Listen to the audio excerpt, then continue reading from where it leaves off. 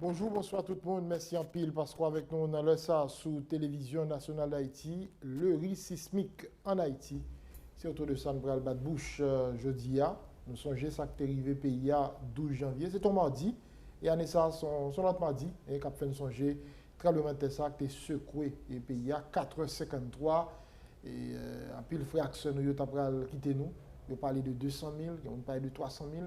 De toute manière, et même si bilan, il y a une discussion autour d'eux, même perdu en pile monde, vraiment pile famille, t'es crié jour 12 janvier, ça, mardi 12 janvier 2010, 11 l'année après, qui côté nous y est, est-ce que Haïti suffisamment tiré leçon de coquin chaîne et événement ça, qui ça allait à et je dis en Haïti, risque sismique là, c'est autour de ça qu'on va regarder. Et dans l'émission, je dis à mise au point 11 l'année après, avec une voix, bien avant 12 janvier, qu'on a parlé dans les médias pour expliquer les questions tremblement de terre, comportement pour nous gagner.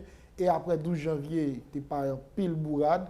Et 11 années après, son plaisir pour nous gagner, une fois encore sur le plateau ça, pour nous continuer à sensibiliser le pays sous Malais qui toujours été sous terre Haïti par rapport à tremblement de terre et l'autre catastrophe naturelle.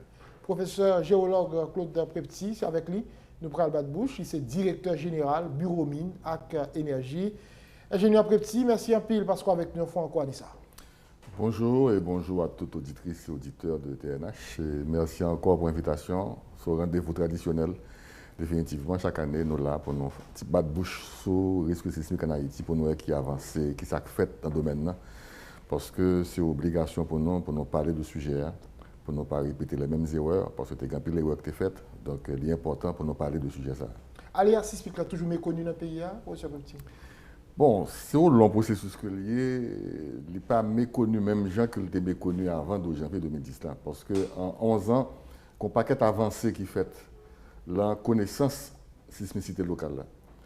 Et souvent parler de connaissance ça, qu'on y a. Et en termes de identification des sources sismiques. Par exemple, source sismique, c'est faille.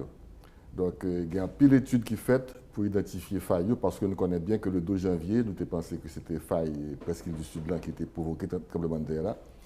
Mais après mesures répliquées, nous nous rendu compte que faille ça, il n'y a pas grand chose pour louer avec le tremblement de terre là. C'était une faille qui était méconnue, qui aurait une faille aveugle, qui était située dans la zone de Léogane. Et nous avons tiré leçon de ça, nous pensons qu'en dehors de failles majeures qui connues, et m'a rappelé nos failles majeures qui connues avant 2010, ces failles qui traversent presque le sud là, ces failles septentrionales qui sont dans le nord et ces failles nord espagnoles là. Donc ces failles ça que nous ne plus connaître. Mais nous nous rendons compte que nous pas d'autres failles que nous ne connaissons et qui sont aussi dangereuses que les failles majeures. Donc il y a un effort qui est fait pendant 11 ans ça pour nous identifier certaines failles secondaires qui sont tout aussi dangereuses que failles majeures. Et accent est mis sur l'identification de failles. Et recherche permettent que nous identifier au sud de la plaine du cul-de-sac une série de failles qui bordent des massifs de la Selle-là, qui est aussi dangereuse que la faille de la presqu'île du Sud. Ensuite, il y a une cartographie multirisque qui était faite pour le département de la Grandance par le PNUD et ses partenaires. Et études ça permettent que nous identifions un paquet d'autres failles dans la presqu'île et Grandance là, et que failles sont pas de connaître. Et non seulement failles ça nous avons tracé, mais nous connaissons qui potentiel sismique que nous gagnons tout. Et ensuite, actuellement, il y a un projet de cartographie multirisque qui a été exécuté pour le département du Nord-Ouest et la ville de Gomorne. Et le rapport aléa sismique l'a sorti qui montrait que, en dehors de failles septentrionales et failles nord-espagnoles, il y a un paquet d'autres failles qui entouraient presque le Nord-Ouest là, et que nous ne connaissons pas. Et que les failles ont un potentiel sismique qui est assez important et qui est capable de faire un tremblement de terre. Donc, c'est à peu près ça qui fait en termes de connaissance de la sismicité. Et nous sommes capables de dire que depuis quelques années, nous avons un observatoire de surveillance sismique. Donc, c'est une avancée extraordinaire que liée parce qu'avant 2010, pas d'observation qui était faite, pas d'appareil qui était installé sur le territoire pour qu'il était enregistré sur Caution. Donc, depuis 2015, il a créé une unité technique de sismologie dans le bureau des mines. Et ça permet que nous sortions des bulletins et à chaque fois que nous secousse qui est ressenti Et année 2021, nous sortis des bulletins mensuels de janvier à décembre 2020. Donc régulièrement, il y a un bulletin qui sorti et nous faisons sortir un bulletin annuel pour l'année 2020 qui donne information sur la sismicité locale. Là. Donc nous sommes capables de dire que l'aléa sismique là, est mieux connu. Nous pas dit que totalement connu parce qu'il y a des départements qui ne peuvent jamais toucher par identification de failles, mais quand même, il y a des avancées extraordinaires qui font la connaissance et sismicité locale. Est-ce que ça veut dire que nous remarquons qu'il y a plus de failles par rapport à ça que nous pensons que tu as sur le pays? Ce n'est pas que nous remarquons qu'il y a plus de failles, parce que failles, nous ne pas connaître. Donc pour nous-mêmes, il n'y a pas existé. Donc c'est failles majeures seulement qui existaient. Donc nous mettons en évidence des failles qui étaient là déjà, que nous ne connaissons pas. Donc du fait que nous mettons en évidence, ça vient augmenter la sismicité locale là. Donc nous venons plus penser que Haïti est un pays à risque. Naturellement, ça prend temps pour nous montrer que les failles que nous identifions, eh bien, ce sont des failles actives. Parce que toute faille pas active, toute faille pas accumuler l'énergie, toute faille pas capable de provoquer tremblement de terre. Et ça va dépendre de la longueur de faille.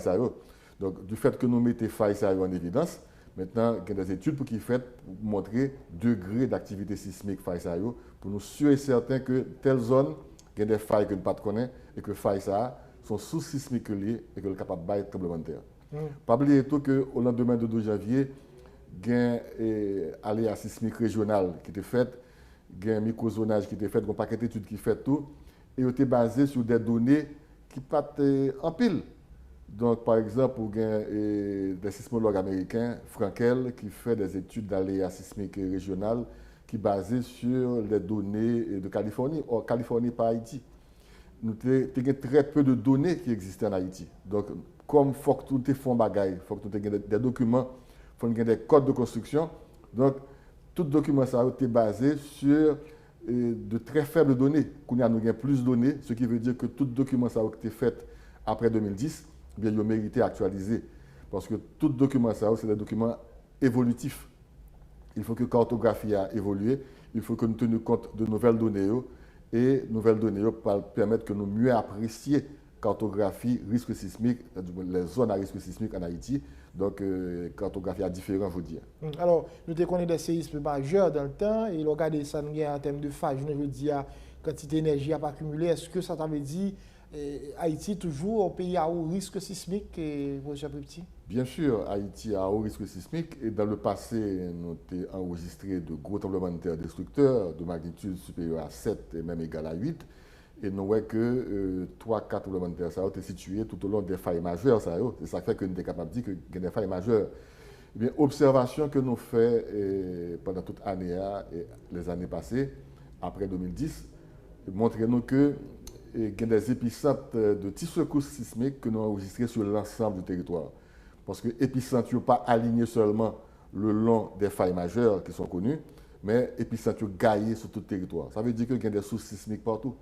Donc, même genre le 12 janvier, faille Léogane était méconnue, eh bien, observation que nous faisons là montre que l'épicentre est situé un peu partout sur le territoire. Donc, il y a un paquet de failles méconnues que nous n'avons pas gagné. Donc, ça veut dire que le pays en général est à risque sismique. Donc, on a une carte qui montrait les zones à risque sismique, qui mettait en couleur marron côté que menace était moyenne, et en rouge, menace là élevée. Bon, menace était élevée pour la presqu'île du Sud, il était élevé pour le Grand Nord, et le reste pays était en marron.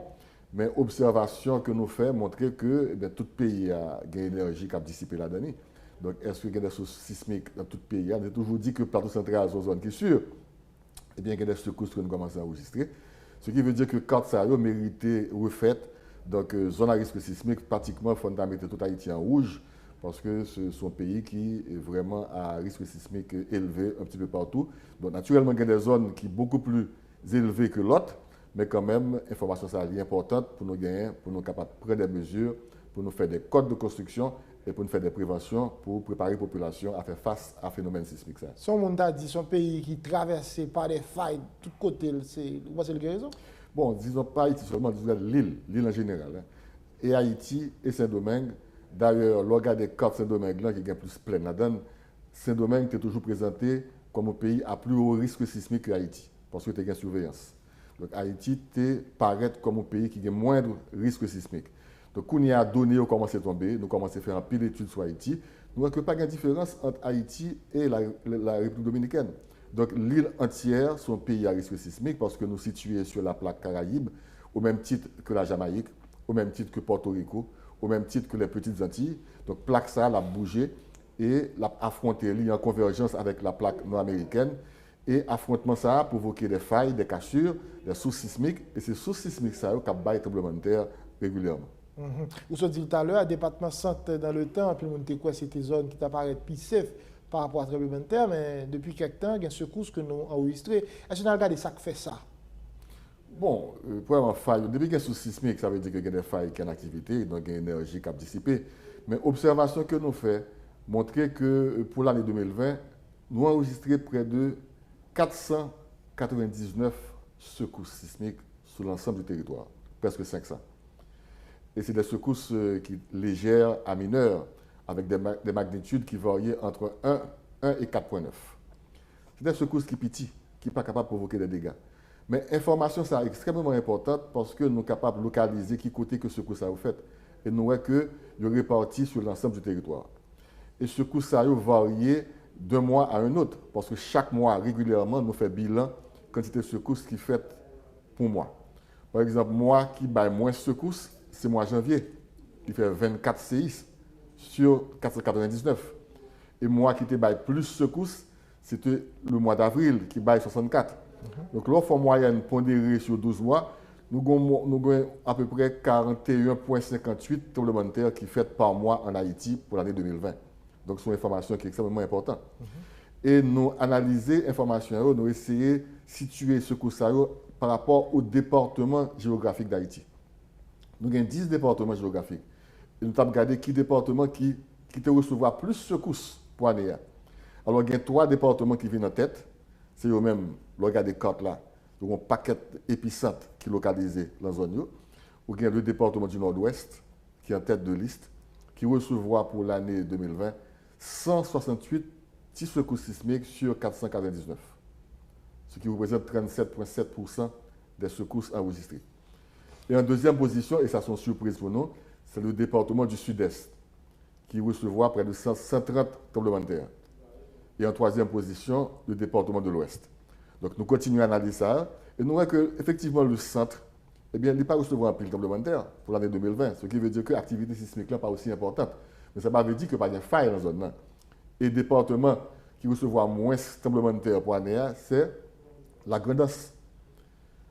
Donc, je pense que donner ça est très utile. Pas grand qui dit que l'année prochaine, tendance n'a pas changer.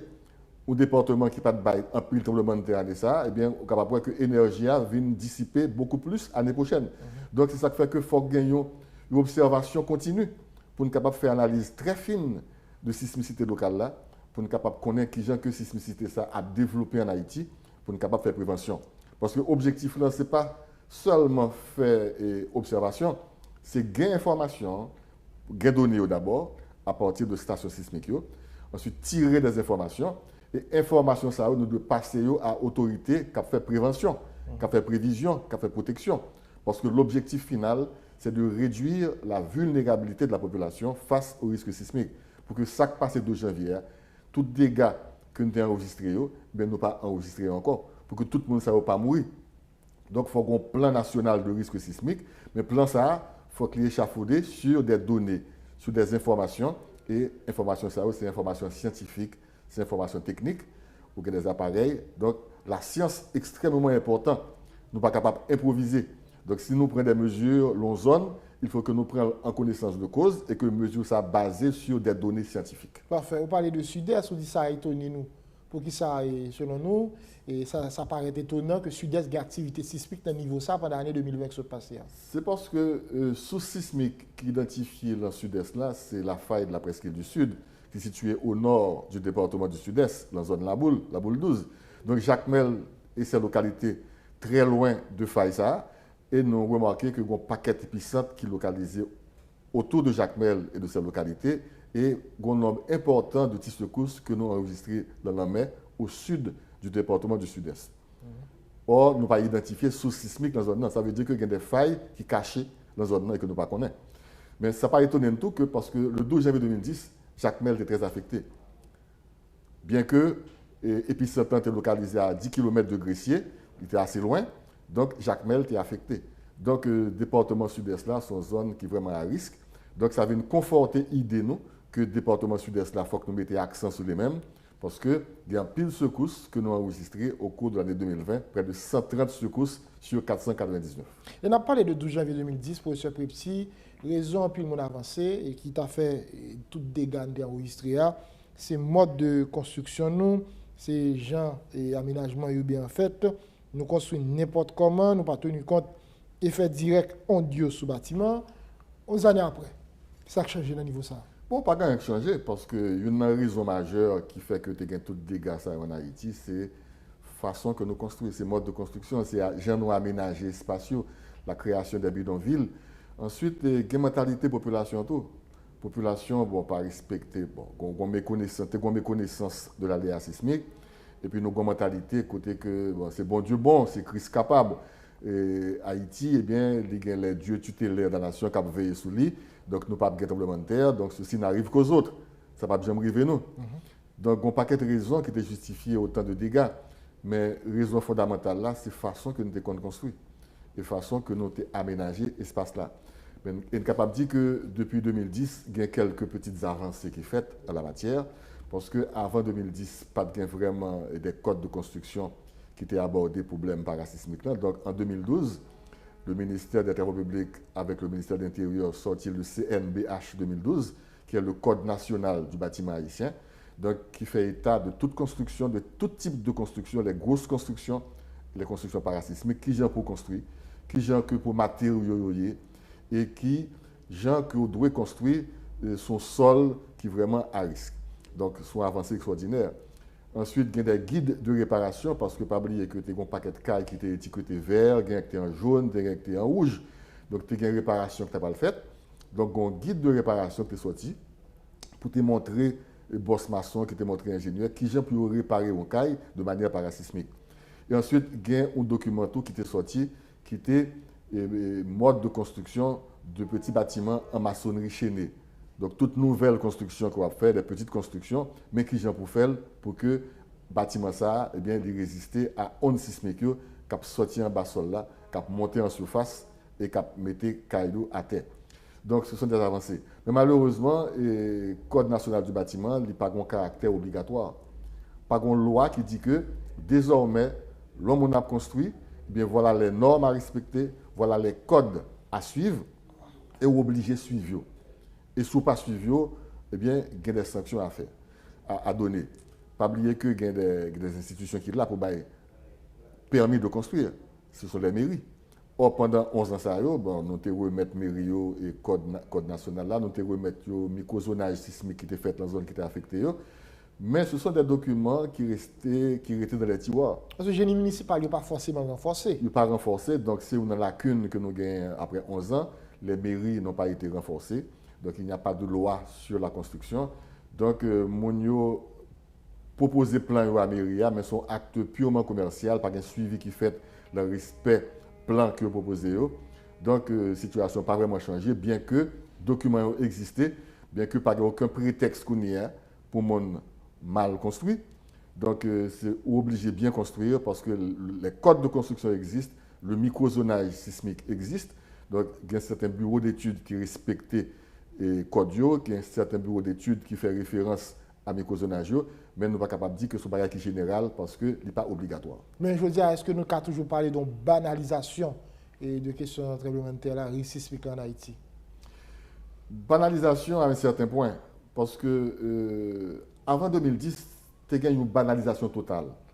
Parce que lorsque tu as consulté la littérature de la communauté internationale, vous avez toujours dit que bon, le risque sismique en Haïti, ce n'est pas important parce que d'après un rapport qui était sorti dans les Nations Unies, qui te dit que si il y a un tremblement de terre en Haïti, pas bien plus que 13 000 personnes qui sont capables d'affecter par un tremblement de terre.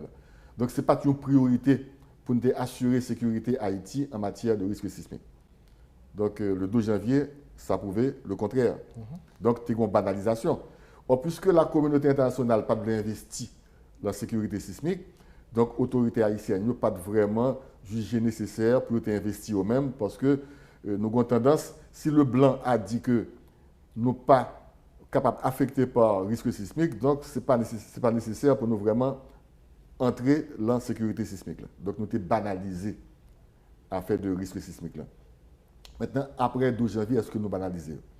Bon, la communauté internationale a payé très fortement étude sérieuse parce que le 12 janvier, nous voyons que l'hôtel Christopher, Minustat est décapité, il y a plus que 100 agents Minustat qui étaient morts.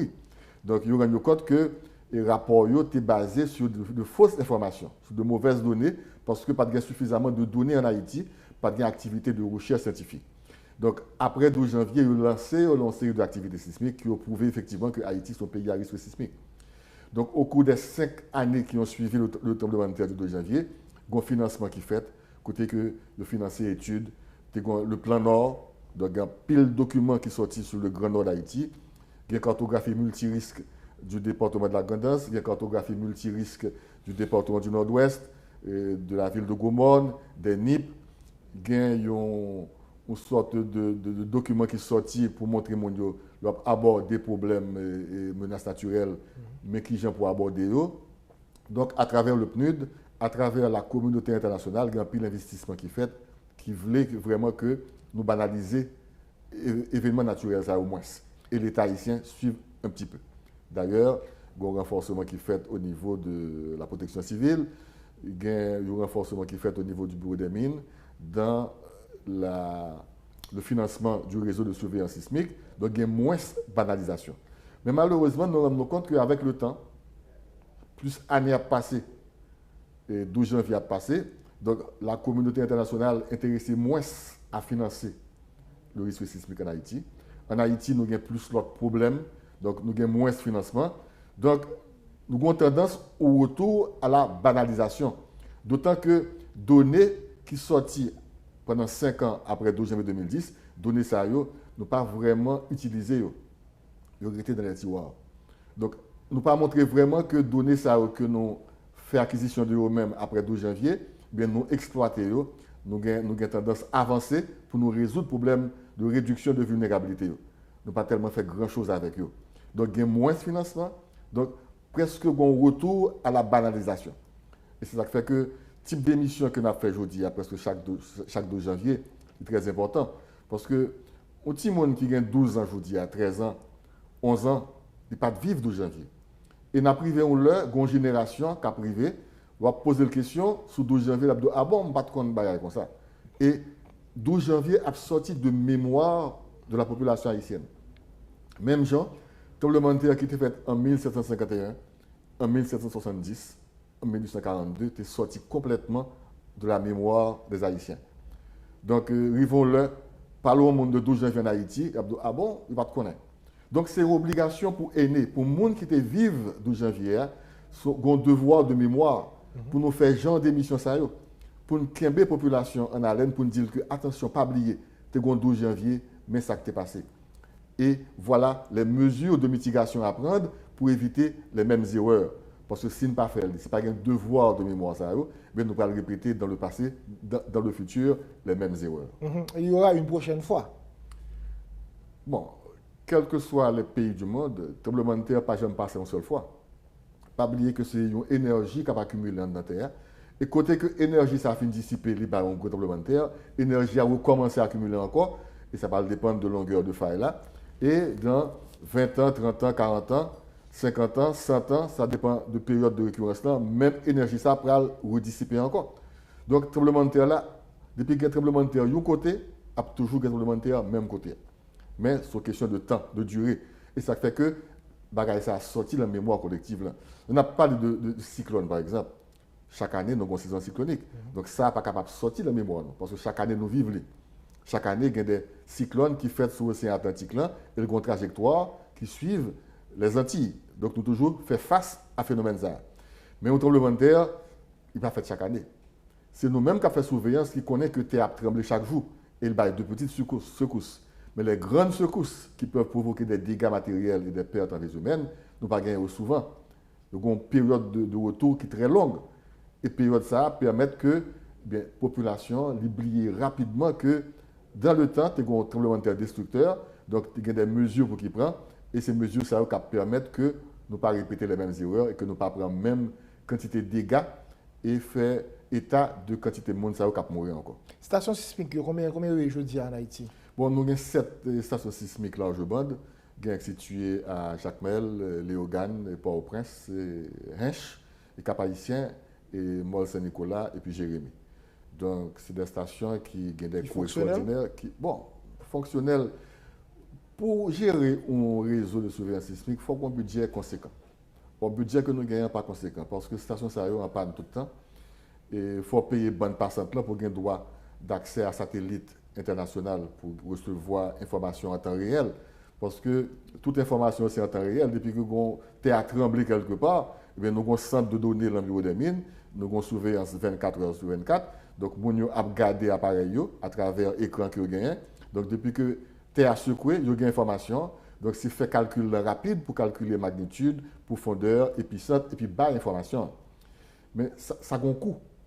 Personnel là, il faut qu'il forme régulièrement.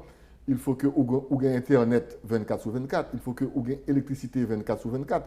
Donc, tout bagage, ça va demander des coûts. Au budget, bureau des mines, pas en pile. Pas oublier que le réseau de surveillance que nous avons géré n'a pas de reconnaissance légale. C'est un circulaire du ministère des TPTC qui met des bagages sur pied. Or, le budget et bureau des mines, si vous n'avez pas une unité qui est légalement constituée, vous n'avez pas de corps pour les-mêmes. Donc, nous gérons entité ça à partir du budget global du bureau des mines. Ça empêche la reconnaissance légale? Bon, il faut que une loi qui dit que qui crée une institution qui a fait surveillance sismique.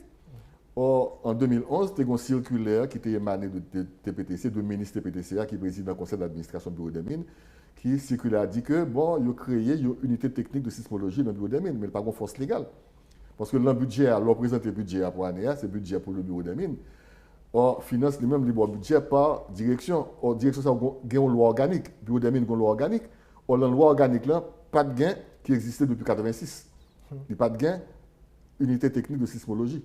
Donc, il va être capable d'allouer un budget à unité ça parce que dans la loi organique, il n'a pas existé. Donc, il faut une reconnaissance légale. Mais 11 années après, pour qui ça ne pas exister? Il faut changer la loi organique du bureau des mines. Ça a empêché le fait. Bon.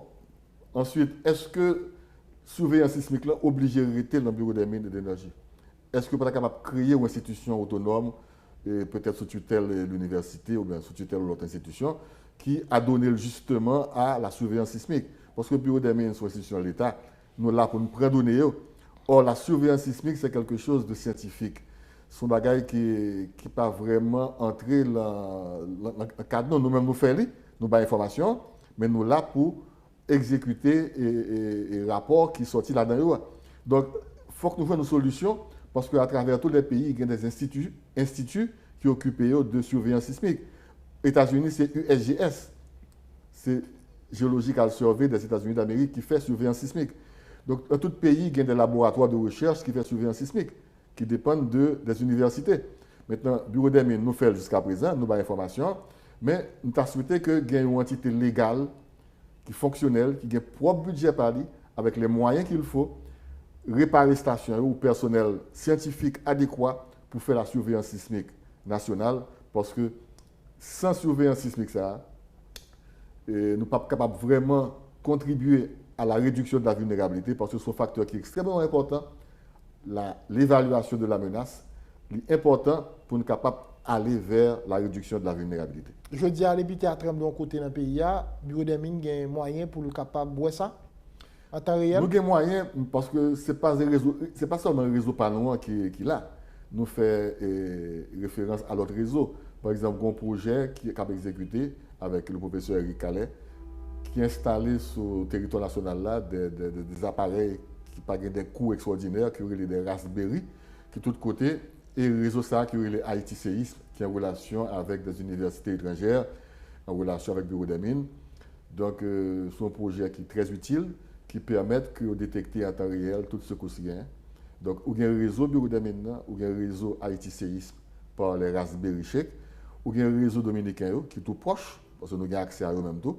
Donc, il y a une série de réseaux régionaux, il y a un réseau national, donc nous consultons depuis que nous avons secousse, depuis qu'il y a eu USGS tout, qui là, qui a renseigné nous depuis que nous avons un tremblement de terre de magnitude supérieure à 4 ou bien 5 des Bailey, donc nous sommes capables de faire référence à lui-même.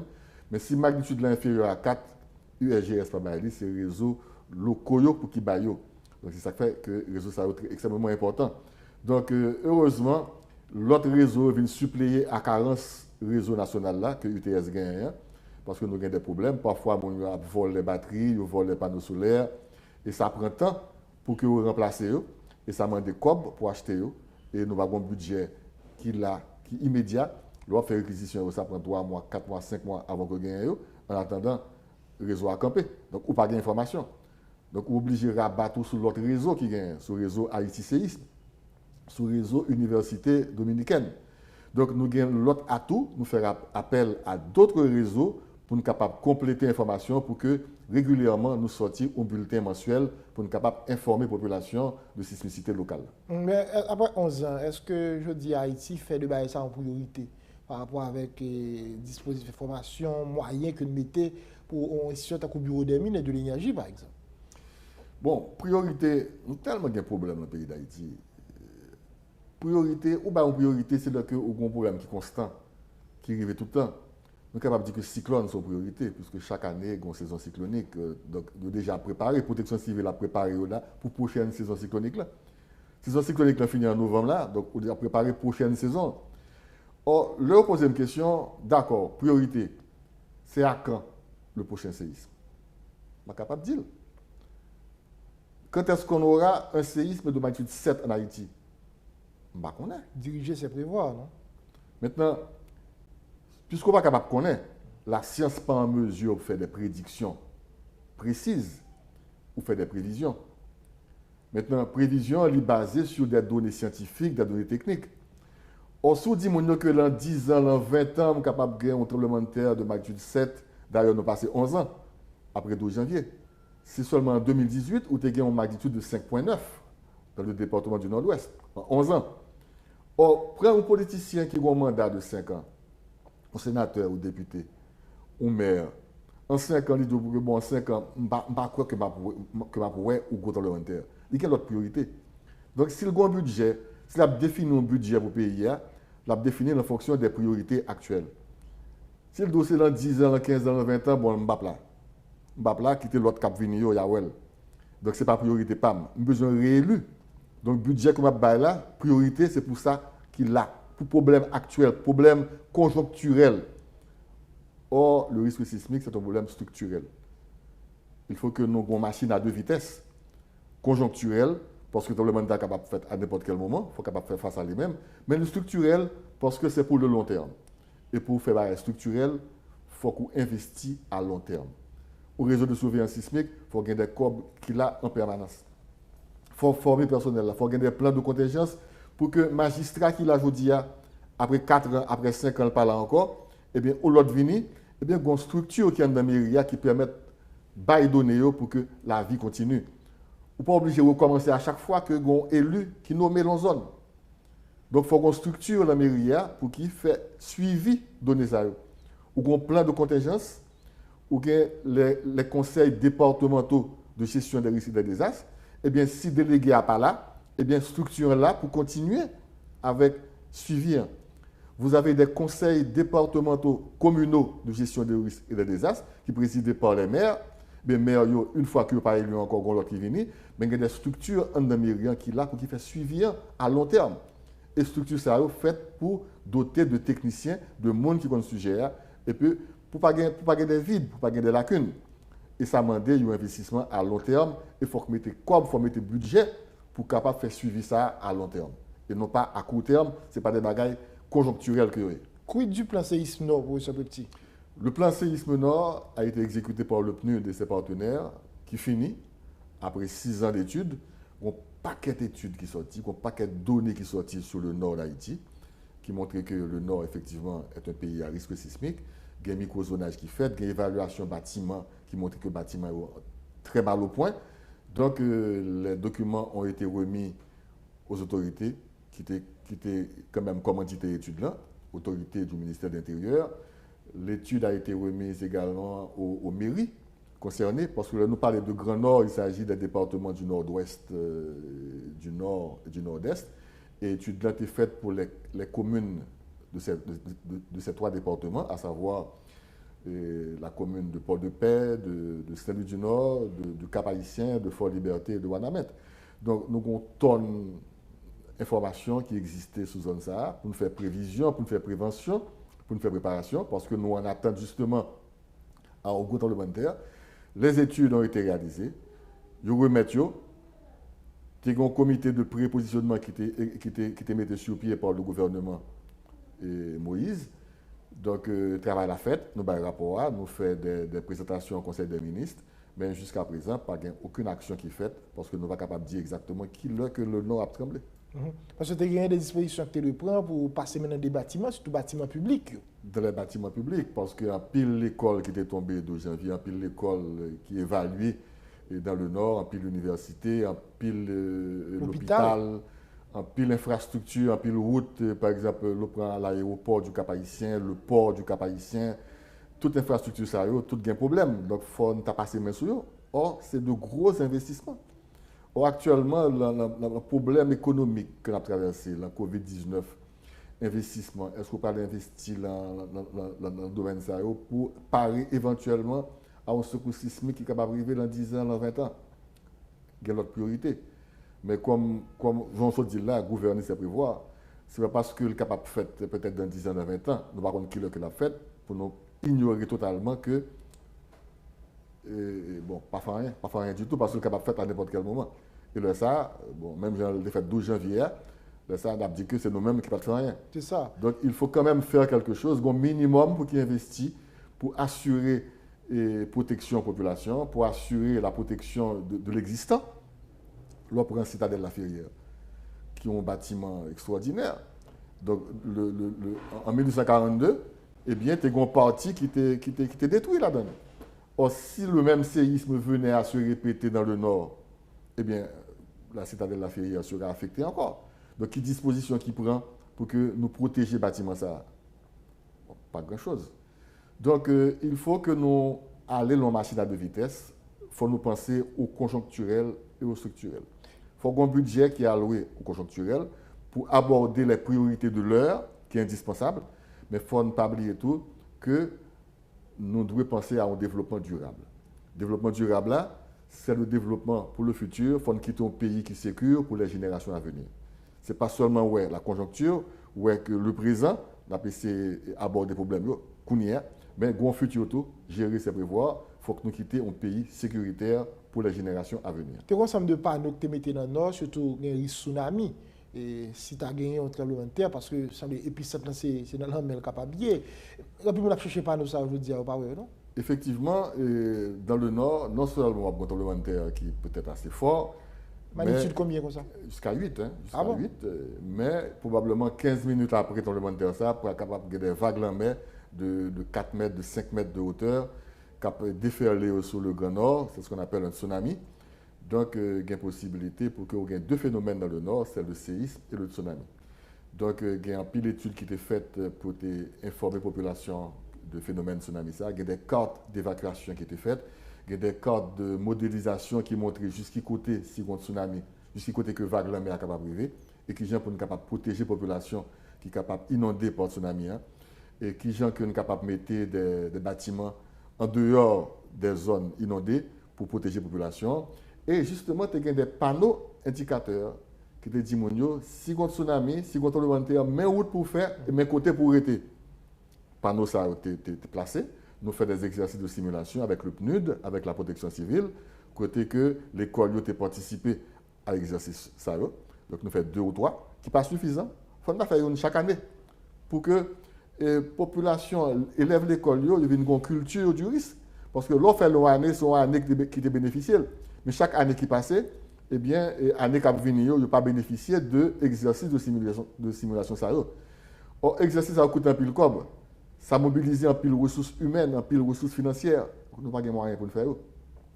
Donc, panneaux ça que nous mettons dans le Grand Nord, Nord-Ouest, Nord et Nord-Est, eh bien, soit le connaît, ou presque pas encore. Parce que je volais. Donc, un gros problème d'éducation, de formation. Ce n'est pas seulement aborder des problèmes sismiques là, c'est aspect scientifique là, mais le problème de l'éducation de la population, le problème de la formation, le problème de la sensibilisation, sont paquets que liés. il faut que nous intégrions la réduction de vulnérabilité. Parce que si nous ne faisons pas de sensibilisation, si nous ne pas dit que panneau ça qu'on mettre là, à qui ça que servi, bien panneau ça va disparaître. Ils prennent. Il y a la caillou avec eux, je ne sais pas avec eux, c'est un toll qu'ils prennent, il y a fait l'autre travail avec eux. Mais il faut que la population connaisse que ce bagage qui est utile, que bagage qui est utile communautaire. Donc, la sensibilisation, la formation, l'éducation, c'est important à côté de l'éducation de la menace sismique. Et non seulement il faut faire ça, il faut investir également dans la préparation, les plans de contingence. Parce qu'il y a toujours des dégâts, il y a toujours des gens qui mourent. Parce que bagage zéro n'a pas existé, dégâts zéro n'a pas existé, il y a toujours gagné. Donc après un secours sismique, il y a des secours pour protéger, pour protéger. Donc il y a une organisation de réponse là. Or, nous pas déjà préparé en ce sens. Quand on a la protection civile commence à préparer, il a amélioré la capacité de réponse. Il faut que nous pas attendre que après un gros secours sismique, que ces communautés internationales-là prennent temps pour mobiliser ce secours pour arriver en Haïti. On l'a arrivé en Haïti 3 jours, 4 jours après. Or, 3 jours, 4 jours, ça, on a bas des combes. Or, il faut que nous soyons capables d'intervenir nous-mêmes quelques secondes après le secours sismique. Donc, il faut avoir des plans de contingence. Il faut que l'institution qui a dans le département, nous avons un rôle, nous avons un budget. Il faut que la mairie lui-même ait des exercices qui fait, nous connaissons exactement qui peut agir. Tout le monde connaît qui ça peut faire face à l'autorité parlementaire pour que vous exécutez exactement ça qui est dans le plan de contingence. D'où l'importance des exercices de simulation pour nous exercer, pour nous qui sont capables d'appliquer le plan ça. Donc, s'il y a des lacunes, pour nous corriger, ce n'est pas le bal à exister, ou pour improviser pour qu'on ait exactement ça pour faire. Il faut que tout le monde connaisse exactement qui ça peut faire. Il faut moyens toujours disponibles, moyens, médicaments, hélicoptères, tout le bagage toujours disponible pour qu'à n'importe quel moment, nous intervenons pour que nous sauvions les compatriotes. C'est ça, il y aurait un pays résilient, un pays qui est préparé, nous prêts. L'un dit c'est paré pour nous parer. Est-ce que si le tremblement de terre qu'on est là, quelques secondes, 15 minutes après, eh bien, institutions capables d'intervenir pour sauver la population. Est-ce que nous parlons? Donc, vous parlez de plan de contingence, vous dites protection civile, mais un plan de prévention tout? Bon, plan de contingence là, il existait au niveau du département. Mais nous pensons que gestion risque de désastre en matière de menaces naturelles, il faut qu'il descende au niveau de la commune. Donc, il faut qu'il y ait des plans de prévention au niveau des communes. Donc, il y a plus que 570 communes. Donc, on pense que chaque commune doit être dotée d'un plan de prévention. Et ce n'est pas seulement en matière de risque sismique. Parce que nous avons 7 menaces naturelles qui sont capables d'affecter le pays. Nous avons cyclone, nous avons inondation, nous avons érosion, sédimentation, nous avons tremblement de terre, nous avons tsunami, nous avons inondation, nous avons sécheresse, ensuite nous avons changement climatique. Donc, toute bagaille ça doit faire l'objet d'un plan de prévention au niveau des communes. Il y a des communes qui sont capables d'affecter par certaines menaces, il y a l'autre, ce n'est pas toutes menaces, mais il faut que la population connaisse qu'il y a tel type de menace qui est capable d'affecter telle commune, et pour tel type de menace, nous avons un plan de prévention qui est géré par la mairie. Et il faut que la population au courant de plan de prévention. Il faut qu'il y ait des exercices de simulation pour qu'on soit capable de faire face à menaces naturelles dans la commune. Il y a un cadre de microzonage qui est disponible, et d'ailleurs, fait émission sur lui. Ingénieur prépetit, solio, côté nous avons construit, mais qualité de construction qu'on a fait en fonction de solio. L'on a regardé la réalité nous là 11 années après. Est-ce que vous avez tenu compte de ça dans les gens qui ont construit aujourd'hui en Haïti? Bon, je vais un rappel pour le microzonage là, parce que le 12 janvier, vient de constater que l'épicentre tremblement de terre était dans la zone Gressier, à 10 km de Gressier. Au Port-au-Prince, c'était à 25 km de l'épicentre là. Généralement, au fur et à mesure que vous éloignez de l'épicentre là, les dégâts sont moindres. Or, nous avons que des dégâts extrêmement importants dans le centre-ville de Port-au-Prince. C'est ça qui est passé. Il y a des quartiers, par exemple, Caillou Campé, et puis quartier qui est à côté, nous avons que Caillou Tombé. Donc, nous avons posé des questions, ça qui est passé. Et ça fait qu'avant que nous te parlions de reconstruction, on a dit qu'il faut essayer de comprendre ce qui est passé. Et le microzonage là vient révéler exactement ce qui est passé parce que nous avons un problème de sol. Tout sol n'a pas réagi même gens face à un sismique. Là où on construit sur le rocher, sur roche, bien, on sismique là passe rapidement par arrêter. Mais là on construit une zone qui a un sol qui mou, comme argile, sable et marne. Et bien là on sismique là arrive dans le type de sol ça dans ces dimensions bien il ralentit, il passe plus de temps. Donc caillou peut secouer plus, donc il y a une possibilité pour que caillou ça retombe. Donc te pose un problème de effet de site géologique dans la région métropolitaine de Port-au-Prince. À savoir que onde sismique qui sortit dans la zone Grécy-Léogane le 2 janvier, l'arrivée dans le bassin de Port-au-Prince, là, il joue une série de sols mous, eh bien, il y a le chita dans le sol, il y a brassé le sol là, et puisque la construction n'est pas faite sur des normes parasismiques, il y a plus de construction qui est tombée, et ça fait que tu mets étiquette jaune ou bien rouge sur eux-mêmes. Donc, microzonage là, étudier le type de sol qui est dans la zone Port-au-Prince.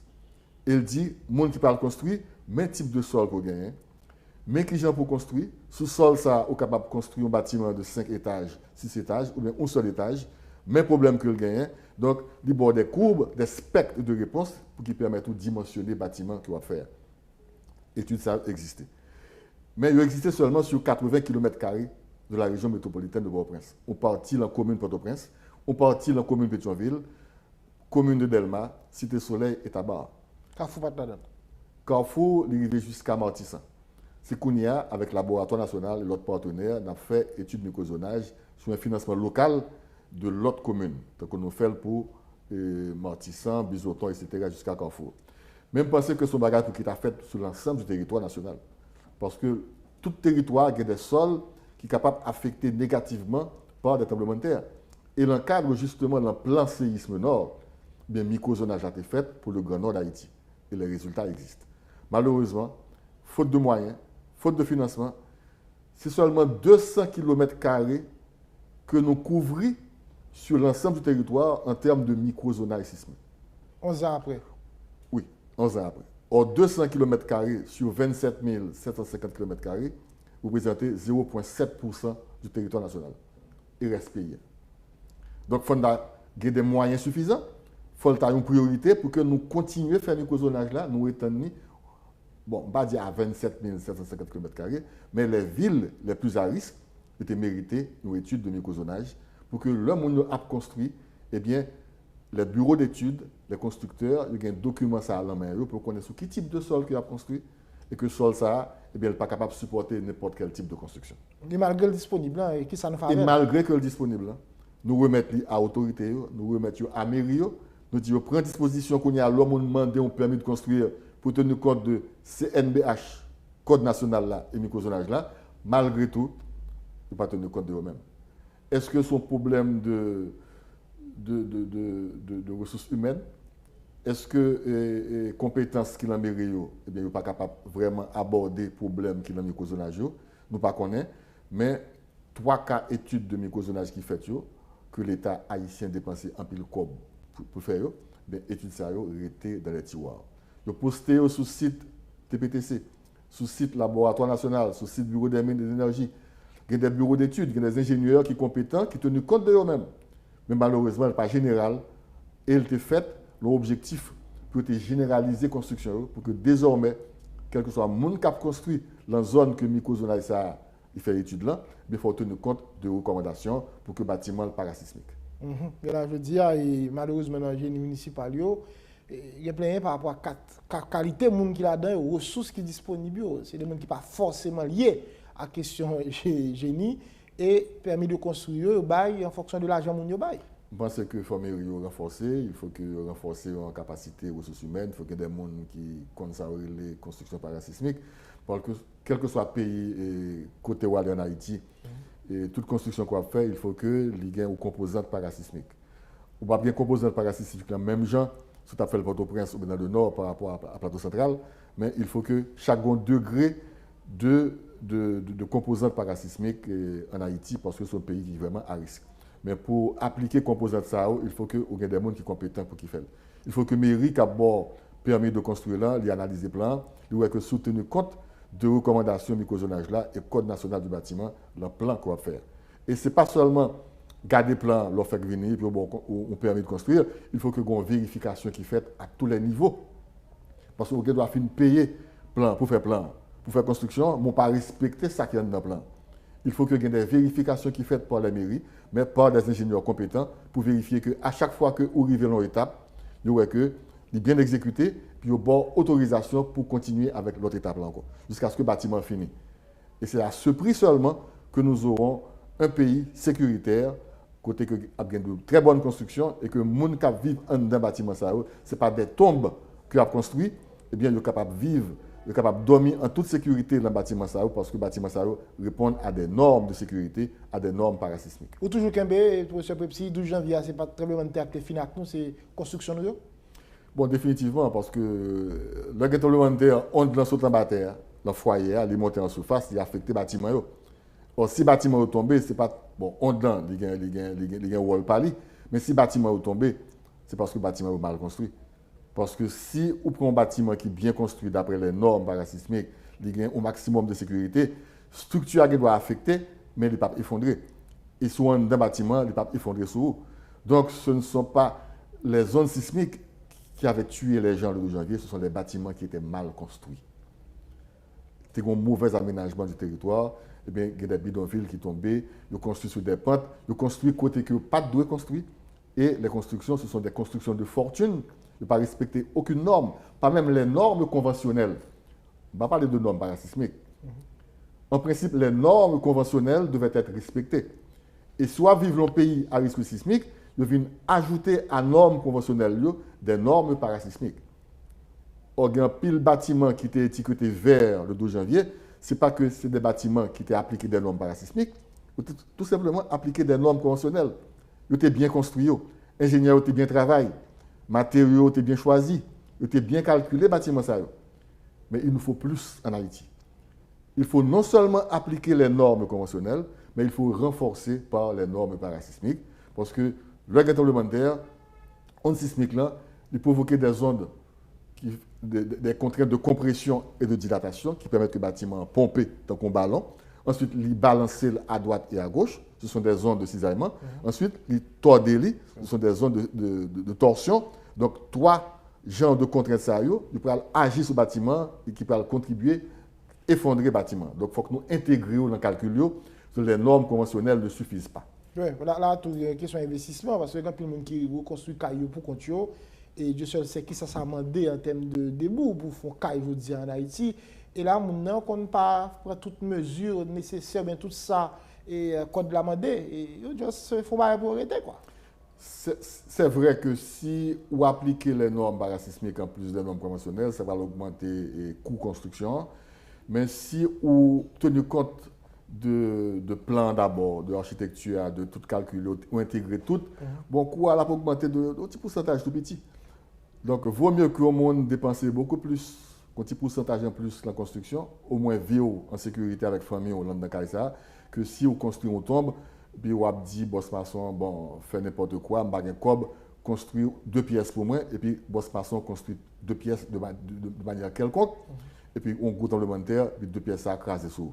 Donc, il vaut mieux que nous investissions dans de très bonnes constructions. Les matériaux de construction, regardez l'aspect ça tout? Bien sûr. Bien sûr, bon, nous-mêmes, dans le bureau des mines, nous sommes là pour une autorisation de permis d'exploitation de matériaux. Il y a un laboratoire national qui est là pour veiller à la qualité matériaux. Donc là encore, nous pensons qu'il y a un effort pour qu'il fait pour qu'il y ait plus de contrôle qui fait sur les matériaux qu'on utilise. En dehors des granulats qui sont des matériaux locaux, bon, il y a des granulats de montagne qui calcaire, il y a des granulats de rivière. Et nous rendons compte que les granulats de montagne, eh bien, ils ne répondent pas à normes. Donc, soit construit parasismique dans de très bonnes conditions, vaut mieux que ces sables de rivière, qui est beaucoup plus résistant que vous utilisez.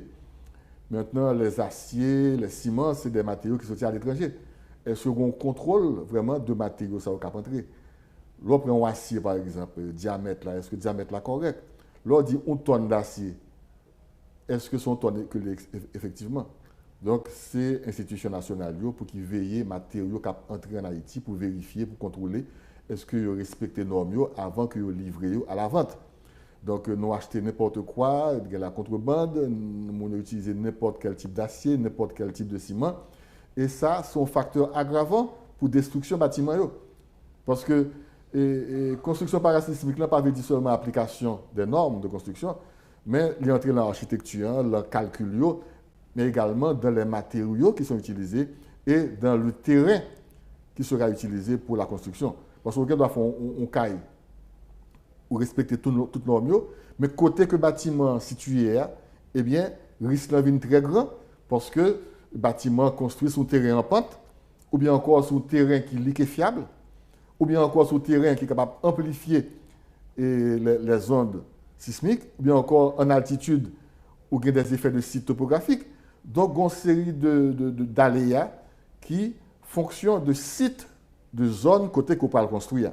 Et c'est le mairie pour qu'il dise client, attention, on va le construire là, mais tel problème qui est posé, est-ce que vous tenez compte de ça dans la construction pour que le bâtiment ne pas effondré au phénomène sismique. Il y a après 12 janvier qui croit solution, bon, pour fans bien entendu, passer par construction légère. Il y a des gens qui ont horreur de construction en hauteur. Par rapport à des données qui sont disponibles, quoi, les gens ont raison pour ce petit. Bon, il y a des zones obligées de construire léger.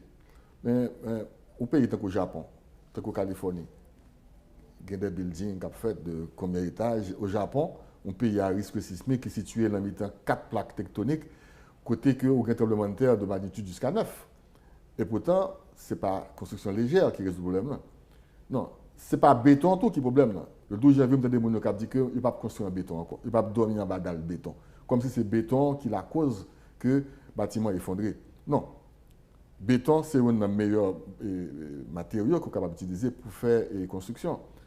Donc, ce n'est pas une question de matériaux, ce n'est pas une question de construction légère, construction lourde. C'est dosage là. C'est une question, non seulement dosage, c'est une question d'application des normes. Tenir compte qui que le bâtiment peut secouer par rapport à tremblement de terre, ensuite prendre les dispositions qu'il faut pour que le bâtiment résiste à contrainte ça. Maintenant, on est capable de faire le bâtiment ça avec n'importe quel matériau. On est capable de faire en bois, on est capable de faire en fer, on est capable de faire en béton, on est capable de faire en verre, mais pourvu que les normes parasismiques soient respectées. Donc, ce n'est pas une question de matériaux, ce n'est pas une question de construire légère. Maintenant, construire légère, on va dire que vous parlez de construire en bois. Oui, il faut que toiture faite en tôle. Mais pas oublier que tu as une époque, c'est en bois qu'on construit en Haïti. Et du feu qu'on a ravagé tout le quartier. Et c'est depuis 1950, ils viennent implanter cimenterie et ciment d'Haïti à Port-au-Prince. Et puis, mœurs nous viennent changer, nous viennent construire en béton parce que tu as trop du feu que tu comprends. Maintenant, nous mal construit avec béton. Donc, il faut que nous révisions la façon que nous avons construit avec béton pour que le bâtiment résiste mieux à tout le monde là. Mais retourner à la structure légère, et ça fait que vous avez des structures qui sont les gingerbread, époque occupation américaine, parce que vous voyez que Haïti est un pays à risque sismique. Est-ce qu'on a depuis que nous avons étudié le problème en Haïti, le problème tremblement de terre? Sous l'occupation américaine, vous avez tenu compte de l'ancien tremblement de terre qui est passé. Et vous voyez que Haïti est un pays à risque sismique. Et vous venez avec des constructions légères, comme les gingerbread. Effectivement, le 12 janvier, pas un peu de gingerbread qui est tombé. Donc, ça veut dire que le type de construction ça a été adapté à phénomène sismique là.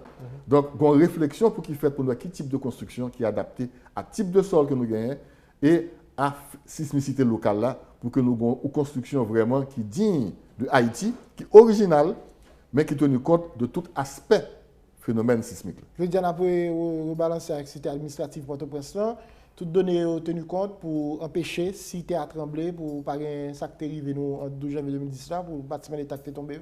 Bon, nous avons fait une visite, le tu fait fondation bâtiment Sayo, et moi que, bon, tout en bas de la ville là, ce n'est pas des fondations superficielles que vous choisi, c'est des fondations profondes, c'est des pieux qui vous battent, mais moi que c'est des bâtiments de 5-6 étages que vous faites, sous des sols qui sont très mous, et d'après le monde qui a construit, ils disent qu'ils ont appliqué les normes internationales en parasismique.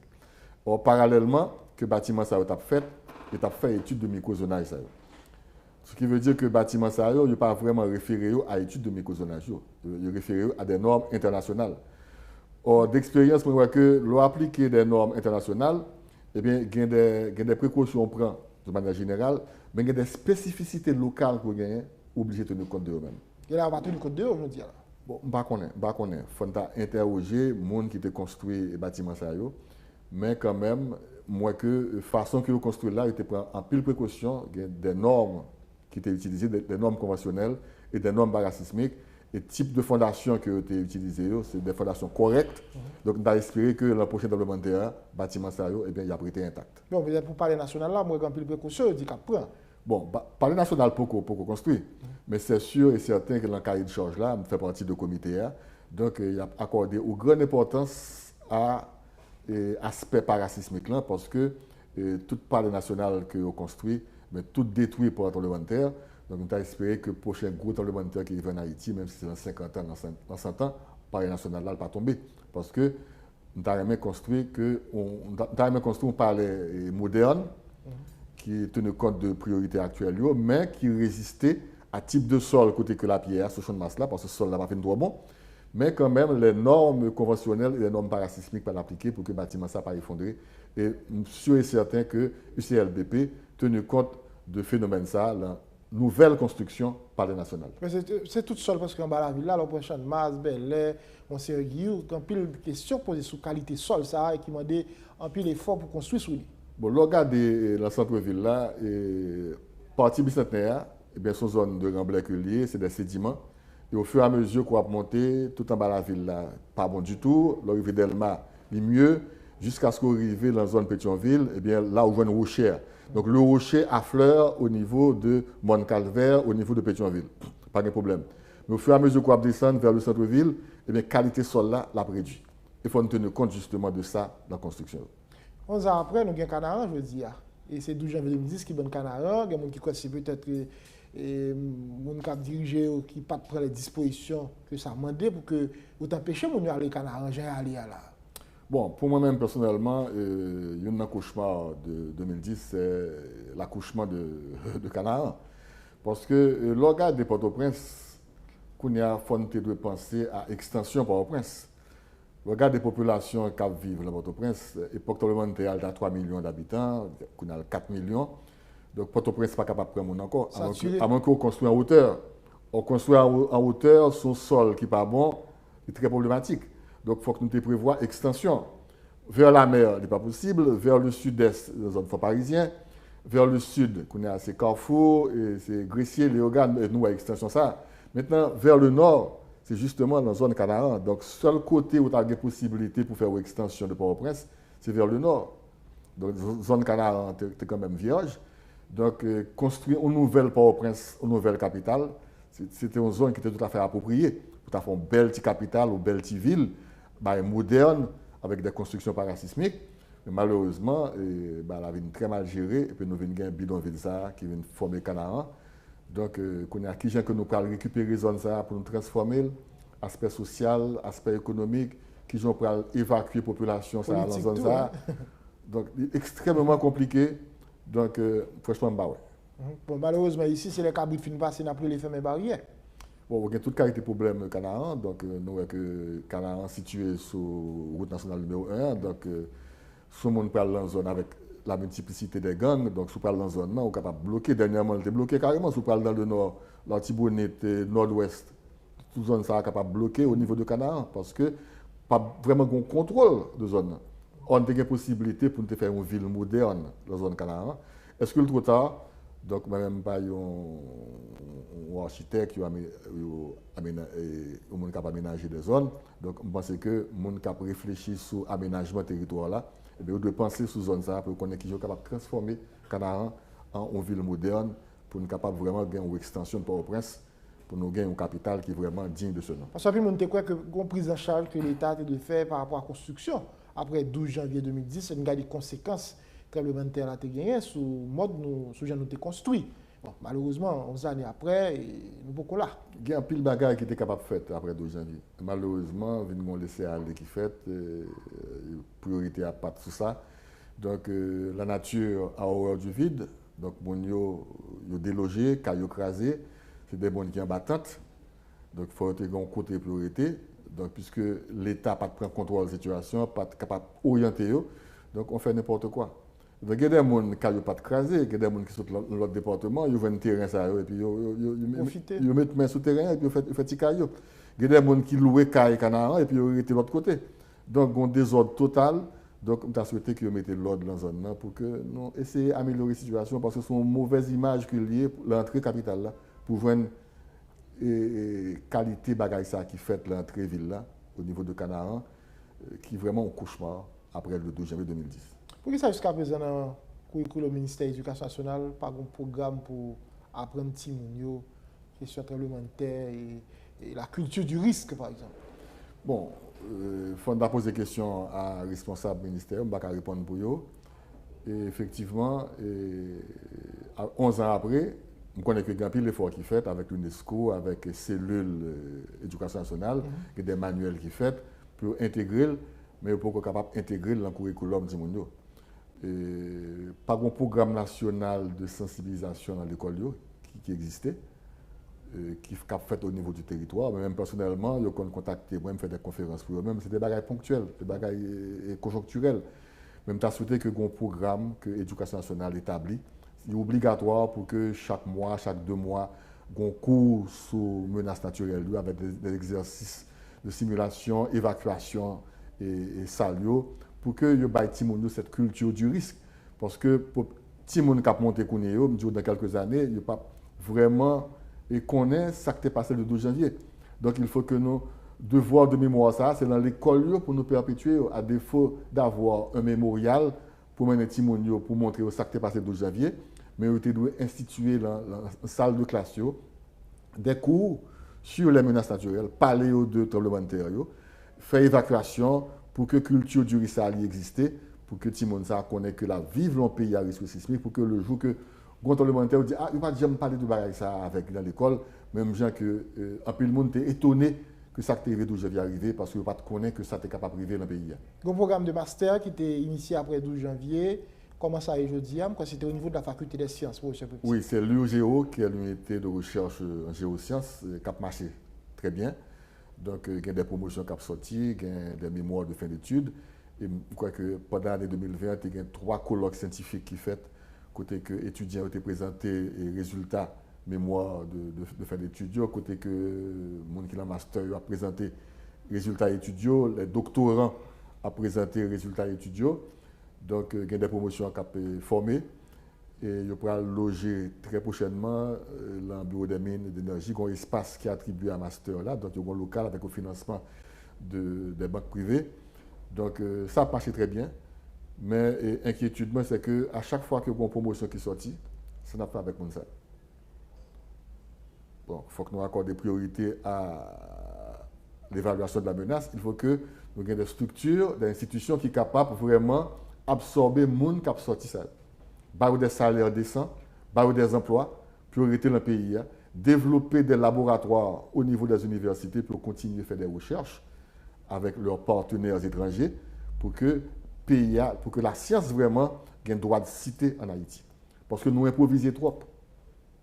Trop improvisation faite. Nous prenons des mesures, des dispositions qui ne sont pas basées sur rien. Or, la science, là pour ça. Les gens qui sont formés, qui ont un niveau master, qui ont un niveau doctorat, il faut qu'il y ait des laboratoires de recherche, bien, ils font recherche sur tel problème et ils proposent des solutions. Et c'est sur base de solutions que décisions doivent prendre, que les politiciens doivent prendre, pour ne pas passer à côté du problème. Le plus souvent, son coup de tête, nous prenons une solution, et puis qui n'a pas rien pour louer avec problème réel. Donc, je pense que genre de master, ça, il faut multiplier dans plusieurs universités. Ce n'est pas UEA seulement, ce n'est pas faculté des sciences seulement pour qui fait. Dans toute université, il y a des laboratoires de recherche pour que nous ayons une masse critique de scientifiques qui prennent le pays en main, qui réfléchissent sur les problèmes locaux, sur les problèmes nationaux, pour venir avec des solutions qui justifient, qui ne pas passer à côté de vrais problèmes, pour que nous ayons une solution pour nous sortir à pays de sous-développement que l'isle là. Donc ça a marché très bien, mais il faut que nous pensions à employer les gens fini pour ne pas quitter le pays. Donc, quand il y a là, ce sont des cerveaux qu'on a fait pour l'étranger. Et leur parti, eh bien, les pays étrangers ont 3 contemporains parce qu'ils ont formé déjà, ils ont de bons emplois, donc il y a brillé à l'extérieur, et puis en Haïti, nous avons des problèmes. Pendant que nous avons besoin de ressources ici. Alors que Haïti a besoin de ressources, nous avons besoin de monde, nous avons besoin qu'ils travaillent, nous avons besoin des laboratoires de recherche, au lieu que de contribuer à développer le pays, eh bien, ils contribuent à développer l'autre pays. Et bien, aucun développement qu'à faire avec les gens qui ne connaissent pas. Non. Il faut que la science ait un droit de citer, afin de bon Dieu bon, de Christ capable, de. Bon, on va dire que la religion n'est pas nécessaire, il est nécessaire, mais quand même, il faut que les décisions soient prises en connaissance de cause par des gens qui proposaient des alternatives, des solutions qui basées sur des données. Un pays n'est pas capable de vivre sans données, sans information. Il faut qu'il y ait des données, il faut qu'il y ait des renseignements. Donc, données ça, une fois que élaborées, traitées, de tirer les conclusions qu'il faut, de proposer des pistes de solutions. Et si vous avez donné réponse, soit pour le côté, pas approprié, bien entendu. Ou après des solutions, ou après dépenser au paquet de cob, étranger à venir, l'étranger à venir pour évaluer les moyens de code données, ou dit pas de données. Ben, imaginez dans la tête, une solution que le TOL dans tel pays, il peut proposer une solution, ça, mais qui n'est pas nécessairement adaptée à problème pays. Donc, vous êtes capable de dépenser un paquet de cob pour résoudre le problème et pour passer à côté du problème. Ou est-que l'offre de dépenser cob là, le problème est la pire. 11 années après, nous plus près, nous pouvons l'a dit tout. Quand on est là par rapport avec Jean-Pays Atadouye pour préparer là un éventuel tremblement de terre. 11 années après, nous sommes capables de dire qu'il y a des avancées qui sont faites, qui n'ont pas existé avant 12 janvier. Maintenant, à qui ça y est, il faut que nous soyons capables d'intégrer le plan national pour nous conserver, parce que si nous ne faisons rien avec eux, nous avons perdu quelque temps. Donc, il y a des avancées, il y a beaucoup de manquements, beaucoup de lacunes. Maintenant, le chemin est très long, est très difficile, ça m'a demandé un pile volonté, ça m'a demandé des ressources humaines, des ressources financières, ça m'a demandé une bonne gouvernance pour que nous chita pays sur une base sécuritaire pour nous aborder le problème avec le sens du sérieux. Donc, il faut tenir compte de l'acquis, ne pas cracher sur eux-mêmes, il faut que nous bonifions, complétions et puis continuer de l'avant parce que de toute façon, Haïti a toujours subi menaces naturelles. On ne va pas parler de tremblement de terre seulement. Il a toujours un cyclone, il a toujours une inondation, il a toujours une sécheresse, un problème de changement climatique, il a toujours un tsunami. Donc, il faut que nous abordions le problème. Si nous voulons un pays vraiment qui est sécuritaire, pour que la population qui a augmenté chaque année, eh bien, nous assurer la sécurité de la population, il faut que nous abordions le problème. Et si ça arrive à trembler, parce qu'on a vu son tête trembler, il faut que nous connaissions ça, on dit pendant l'émission, il y a moins de dégâts, plus de dégâts, parce que nous payons en forme. Si ça s'active 12 janvier 2010, ça arrive là, je dis. Pas qu'à répondre à la question ça. S'il fait, même côté il fait là, il y a un pile de bagages qui fait, on a des dégâts qui sont que la pied. Mais il y a des zones, s'il fait, par exemple, il y a une étude qui fait, la population a augmenté, la construction toujours a fait même genre, donc les dégâts sont toujours considérables. Mais il y a une prise de conscience pour qu'il fait, et je toujours dit, et je répété, la responsabilité dans ce domaine est à la fois individuelle et collective. Pas si tu attends que c'est l'État qui fait toute bagaille. L'État n'est pas capable de faire toute bagaille. Si le citoyen lui-même n'est pas investi dans la sécurité pâle, eh bien, il n'a pas besoin de sécurité. Il faut que lui investisse d'abord et puis l'État a baillé le ton. L'État a baillé des sanctions, a dit qui je veux bailler la fête.